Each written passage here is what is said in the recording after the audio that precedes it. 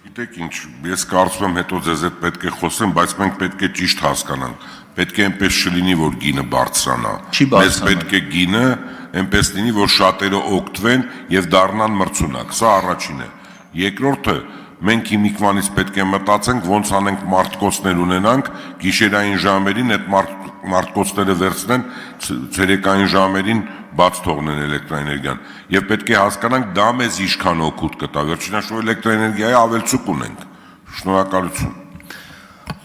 Այո, պարոն Սուքասյան, հատկապես արևային էլեկտրակայանների մասով մենք ներկա պահին արդեն իսկ էլեկտրական եւ էներգետիկական ռեժիմները վարելու լուրջ խնդիրներ ունենք,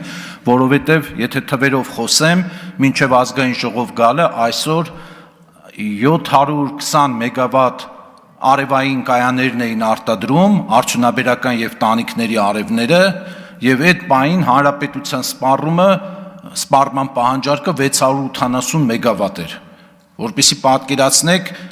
ինչ թվաբանություն է տեղի ունենում եւ կարգավորման միակ գործիքը այս պահին, որ ունենք ձեռքի տակ, դա Իրան-Հայաստան օդային գիծն է, որի թողունակությունը 330 մեգավատ է։ Դրանից ավել չենք կարող այդ գիծը ծանրաբեռնել։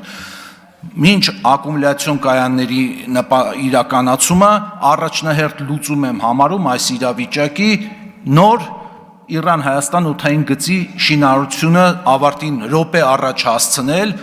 որից հետո մենք կունենանք եւս մոտ ամբողջությամբ գիծը ավարտելու դեպքում 1000 մեգավատից ավել թողունակություն եւ այդ արևների ցերեկվա ժամերի ավել արտադրանքը